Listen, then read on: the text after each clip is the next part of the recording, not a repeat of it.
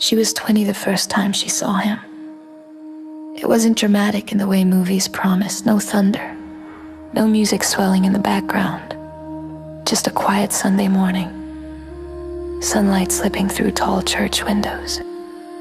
Dust floating in the air, like it was listening too. She sat halfway down the pews, smoothing the skirt of her simple blue dress, feeling slightly out of place and yet oddly calm. She hadn't grown up in this church. She came because a friend insisted, because she was curious, because sometimes at 20, you're searching without knowing what you're searching for.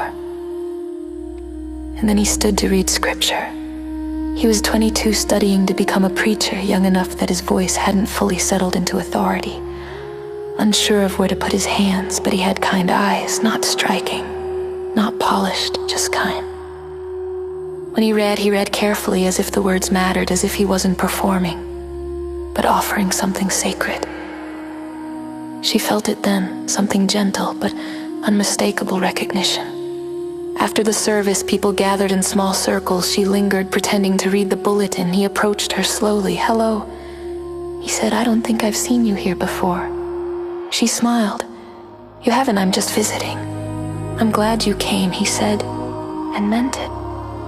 They talked for only a few minutes about nothing important, but when they parted, something felt unfinished, and they both noticed. They began seeing each other after services, always accidentally, always politely. A few words became walks, long ones, down quiet streets where the afternoon leaned gently into evening. She talked about wanting something meaningful, though she didn't yet know what he talked about: faith, but mostly about people, about guiding, not commanding, about believing love should never be loud or cruel. Their love, though neither named it, was clean and innocent. They never rushed, their hands brushed occasionally, and each time felt like a quiet promise. They sat on park benches watching the sky change colors, walking until their feet ached, still not ready to stop talking. But time felt fragile, and somehow, they both knew it couldn't last.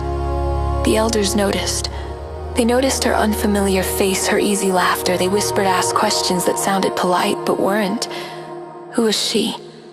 Why was she always there?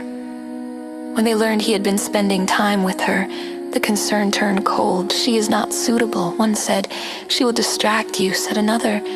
They asked him to leave the church, quietly, firmly, as if removing something before it spread.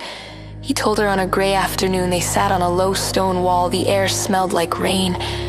"They think I should go," he said. "Go where?" she asked. "Anywhere else."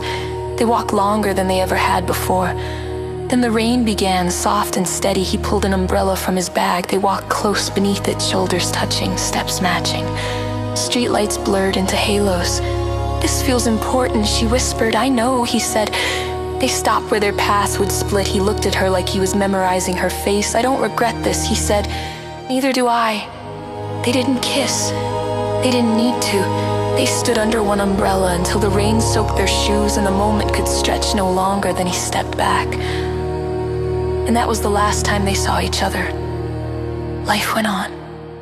She married later, built a life, raised children, loved again, though never quite the same way. He became what he was meant to be.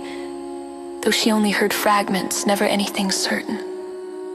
They never wrote, never crossed paths, never reached backward. But he stayed quietly present. Now she is in her 60s.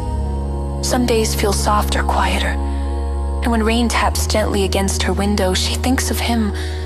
She remembers the way he listened, the long walks, the belief they shared that love could be gentle and still be real. She does not regret her life, but she knows what they had was true love, not because it lasted, but because it never needed to. Some loves don't grow old with us. They stay young forever, walking quietly under one umbrella, untouched by time, and that was enough.